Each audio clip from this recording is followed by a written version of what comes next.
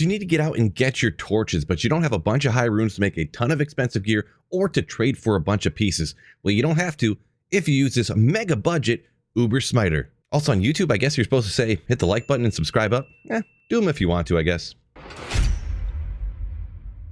Now, showing off any build and how to use it, the first place I always start off anyways is looking at the stats page. If you're unfamiliar with a smiter, first of all, you put just enough strength to wear your gear, and after I put on those points and the gear goes on, it actually bumps the strength up even higher. That's how I land at 148.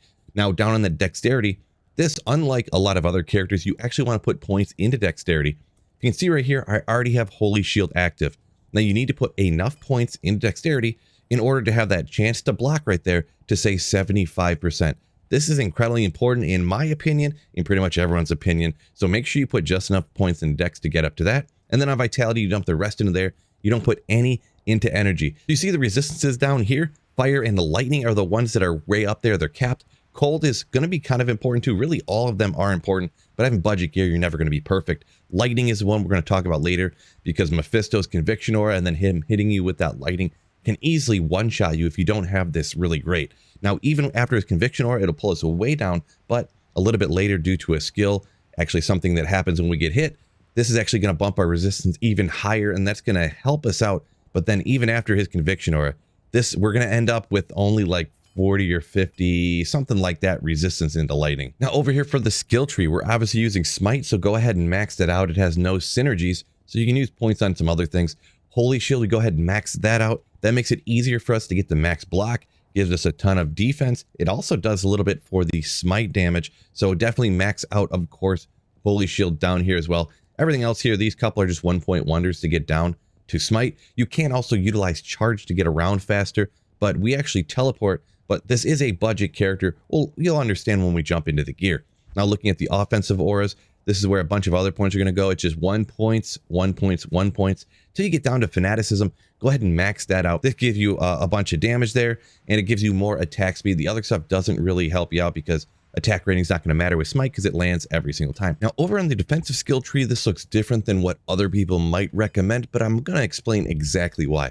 Now, first of all, Defiance is actually a synergy for Holy Shield, so I go ahead and max that out. I'm starting to kind of run low on places where I actually want to put the points that will actually help the character out while we're out here running Ubers. Next up, I end up putting the remaining points down here into Salvation, and I'll explain exactly why. Now, most people recommend putting your remaining hard points somewhat split between resist lightning and resist fire. That's because every hard point you put in, not points you get from skills, but actual hard points, you get 1 to your maximum resistance of that particular type. Now, that Uber Mephisto has a crazy high Conviction Aura, so he takes off, I believe what I looked up was 125 resistance from your character. So you have to overcap your res a ton that after the Conviction Aura knocks it down, you'll still have capped res. Well, with this mega budget Uber setup, you can't have that higher res. So having actually max res on here is kind of worthless for that particular fight. So I felt those points were actually being wasted at that point. Now you might be able to get there even on a crazy budget build if you have some charms. Maybe you have like a 3 to lightning res small charm.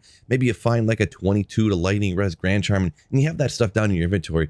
And even that stuff is budget cheap. People just throw it out and you can find stuff like that. But for this particular build, for this particular example, I decided to go with absolutely no charms in the inventory just to show you how budget you can actually be to get out there and farm the Ubers. Now what I did is I have the remaining points I had down here into Salvation so that when I swap to my offhand to either teleport or to cast Life Tap, I can get a ton of all res. Now when you have that staff in your hand, you obviously can't have a pally shield like you do on your main side. So I'm losing 110 all res on this particular build that you'll see when we get to the gear. Now what that leads us to happen is it will teleport around or casting Life Tap. We just get one tapped by these random little monsters because we don't have any resistance. So what I found is it was incredibly helpful. It really brought me a peace of mind to know I had a little bit more safety and survivability when I was kind of teleporting around or running around trying to cast Life Tap. Now, the most important part here obviously is the budget part, the gear. We're going to take a look at the weapon, and I would highly recommend if you can't get yourself something like a Grief, which is obviously takes at minimum a low rune, a high rune, along with some other stuff, the base and a few other runes. But this black rune, Thul Io Nef, you can find this easily, or you can actually shop the actual base from normal difficulty Farah in Act 2. Takes a while, but you can get one from her. But it's got that crushing blow. That's the most important thing here. It also has a little bit of attack rating, or attack speed, excuse me. Now, as for weapon other options, This is actually one right here that's pretty interesting. Go ahead and throw it on so you can actually see it here. Heaven's Light. It's going to be kind of tough to find, but someone could just give it to you. You could trade for it super cheap, but a couple shell runes in it. It comes with 2 sockets, a ton of attack speed, and it has crushing blow of 33%. So here's kind of another budget option you can go ahead and throw on over there. We're going to stick with the black rune word. Now up on the helmet, probably the best and kind of the only choices is budget and endgame. We're talking about the G face, and just budget wise, I just stuck an Ort rune in there to get my lightning res even higher. The Ort rune gives us 30% to lightning res. It has hit recovery, crushing blow, deadly strike, some strength on there too. G face, like I said, across all smiters for Ubers, this is what you're going to want to go with. Over on the shield, now this is crazy budget, huh? We just have a Sacred Targe. I think it had like 30 maybe, I think all res in it. Stuck 4 diamonds. Those aren't too hard to find. 110 resistance. There's going to be several other options you can go ahead and use over here as well. But this is budget. And because you're so budget gear, you don't have great resistances. So this is a good way to make them up. You could always use something like the Spirit Shield right here. You know it's on Spirit. It's got the res. It's got the vitality. It's got a ton of other things on there. Great option. And also, we have right here the Herald of Zachariah. Once again, it's got all res, vitality, strength, the block res, it's got the skills. Great option right there. We're going to stick with this one over here for this use here. Down here, Laying of Hands, great option, attack speed. Yeah, fire res you get made up there. Damage to demons. Another great option, of course. If you can get your hands on them, I would probably prefer going with Dracula's Grasp. Getting that life tap to proc on hitting. You also get open wounds here as well. That'll keep the Ubers from like healing back their life. We do get open wounds on this build in a different spot, but having it happen over here, you could swap out a different gear piece. But this is definitely more budget and easier to find, so we're going to stick with that. Over on the boots, we've got Gore Riders, not too hard to get your hands on. Crushing Blow, Deadly Strike, Open Wounds. Another option that people go with, sometimes even endgame, they'll go with the higher Crushing Blow chance here, especially if you have open wounds on the gloves from the Dracula's Grasp. You can go with Goblin Toes over here to kind of chop them down faster. But this is our only source of open wounds currently. Also having the Deadly Strike, the double damage. When you get closer down to the bottom, you want to have more Deadly Strike to boost up your damage, because a Crushing Blow takes off a smaller amount of life because it's based upon a percentage. Now looking at the belt, this could be a spot where you're actually swapping stuff out. I generally just stick T-Gods on and just call it a day. That Lightning Absorb against Uber Mephisto, mega helpful. Also, if you get even more resistance, it does actually give you a higher max res. So if after his Conviction Aura, you can actually keep your resistance high enough, this can give you a ton of survivability there as well. Now on the armor, for most of the time, I just go ahead and stick with Treachery, that huge amount of increased attack speed. The more times you're swinging, the more times you're hitting, the more life you're bringing back through life tap. So that's why I go ahead and throw this on all the time. Sometimes people will proc fade and they'll throw on a different armor, maybe something like Duress after they already have the faded proc.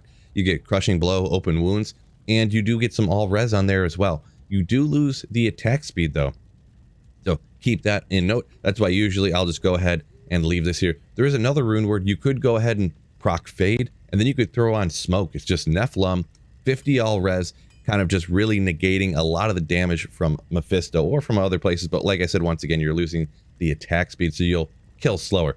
Now on the jewelry, Raven Frost cannot be frozen. It does have that 20% cold absorb as well, Dex. So over here, we actually have a right here, rare ring. Now really, you don't leech mana or life when you're smiting. It is cool kind of to go ahead and get the lightning res and the fire res made up though. Just a little bit of baby strength there as well. And up on the amulet, we actually have a budget version up here. We got Cat's Eye, Walk, Run, and you got increased attack speed along with some Dex, helping out get towards max block. But up here, I would really highly recommend this piece right here, High Lord's Wrath. If you could just say one thing, let's say you can only afford all this budget stuff, but maybe you could swap out one piece, this would probably be the one piece. The increased attack speed, the Deadly Strike, and the huge 35 to lightning res. Of course, it has a skill as well, but that lightning res against Mephisto, man, I wish I could throw it on right now, but we're going to use it without it here just to go ahead and show you. But like I said, if I could have one piece, I'd throw on this on the build, and if I could throw on a second piece, it'd be these Dracula's Grasp right here. Over on Swap, it actually matters here. We have a life tap wand. This is so crucial. You'll see in the gameplay, you have to get life tap on the Ubers to go ahead and keep yourself alive, quite literally at all. You would die so fast smiting if you weren't life tapping back. And then we also swap around for mobility purposes to actually get out and find the Ubers faster, save us some time. We have a teleport staff over here. Now, you're not going as fast as some crazy endgame Uber Smiter with Enigma, but this can save you some time getting out to Azul or going to some other places to go ahead and, you know, like I said, to save you a little bit of time. Now, one of the most important things when you have a budget Uber Smiter, and it's overlooked a ton when people talk about these things, it's the most important thing you can bring with you, and that is all of these purple potions here. Don't be afraid to save up even 100 full rejuves. You are going to be chugging these things. Chug, chug, chug. You probably, I would say you're easily going to go through 50 of them probably with this exact setup, even with life tap, because you don't want to die out there when there's monsters surrounding you. So if your life goes down, slam another one. Sometimes you get mana burned and you're not smiting because you have no mana. Chug a potion. You need to be going through these. You're going to be going through these. It could be one of the most crucial pieces to have on this build, and that is a metric ass ton of full rejuves. Now, depending on where you're farming these torches, don't make this mistake. I'm wondering, why is Daryl taking so long? Why is Azul? Why is Andaro so difficult right now? I haven't rocked a budget Smiter in a long time, so I thought maybe it's just more difficult than I initially remembered, right? Well, I got to the big dogs out at Uber Tristram, and I actually ended up running out of full rejuvenation potions when I had like 60 of them. Well, I went and checked, and guess what this dummy did? I had it on players 3 difficulty. So yes, never farm torches with multiple people in the game online, or on single player also. Do not ever have this on a higher players count. There's literally no reason for it. Don't make this mistake, fellas. Now, hopefully you stick around and watch the example gameplay, because for this budget stuff, it's actually important for me to talk through the stuff you want to look for, watch for, and what you need to do when you need to do it. Right here, when you hop through the portal, I always go after Duriel first. So right here, I jumped through, I life tapped, if you've seen that. Then I went ahead and swapped back over and I start smiting away. And you look at his life's getting chopped down pretty fast. But you will notice when it gets to the bottom, it starts slowing down a ton. Now, I am frozen from his cold aura that he has. Cannot be frozen on Rain Frost, does not stop it. But you'll notice right here too, his health starts regenerating, and I'm like, darn, bro. Wish I could go ahead and get that open wounds to proc, because with the open wounds like procking, then he will not heal back his life. But unfortunately, that 10% chance, I just got unlucky and it just wasn't happening. You see right there, I ran away a little bit. Then I life tapped Duriel again because life tap ran out. You have to have life tap on these Ubers all of the time. So here we go. I keep slamming away. Eventually here, I chop him down right there, get Bale's Eye, hop out of this particular one, on to the next. Now, I generally always go after Izul, and this is the first time we're utilizing this teleport staff. You notice I'm not teleport around all willy-nilly. You kind of run until you kind of have to teleport. You look for an open area and then teleport through. Here, I kind of got caught because I just ran into a corner like a dummy. But here we go. I finally got past a couple of these guys. Ooh, almost got another problem right there, but pay attention, Phil. Eventually, I do find Izul down here, but he's piled up by monsters. A lot of times, he'll be standing there solo by himself. I get lucky. I lure him over here. Almost no monsters follow, and here we go. Oh, just realized I didn't have my life tap wand on, so we swapped it on super quick, get life tap on him, and as fast as we can, start smiting him away. Izzy's pretty much one of the easiest ones. As long as you get life tap on him, you smite away, you got crushing blow, deadly strike, all that good stuff. Usually not too painfully difficult. So we go ahead and chop him down, grab the next piece, and we'll move on to one of the harder ones actually for the mini Ubers. We got Lilith. Now, for the first two, I actually skipped this step because it's not necessarily necessary, but you want to go ahead and get Fade procced, specifically definitely before Lilith, because you see my poison res is not capped out, and definitely before you go ahead and head out to the big dogs out at Uber Tristram. So I just stand in the fire there at the River of Flames till eventually the Fade will proc because I'm taking damage, and now you're ready to go. Now, this can be incredibly dangerous. I would really recommend you really take your time out here. If you even ran around and killed all the monsters as you were going and just took a very long time, I wouldn't blame you. But there, Andy is actually right next to you. I mean Lilith, actually, but even though it looks exactly like Andy. But there's those monsters around. The monsters down here will kill you. They will kill you. Even if you have a perfect build out here, they could catch you if you don't pay attention. So here we go. I go over here. Because it's so close to the actual way in, I just go ahead and get after it. Life tapper, start swapping away, and the crushing blow's chopping her down pretty dang good here. This fight usually can have a little bit of a struggle with this incredibly budget gear right here. Fortunately for me, though, there aren't any of those succubi around right now. It's just some melee characters hitting away on me, so I'm chugging potions. You see it right there behind my arm. And really, as far as Lilith fights go, this is probably one of the easiest you're going to get. Sometimes every once in a while, you'll get no monster add-ons around here.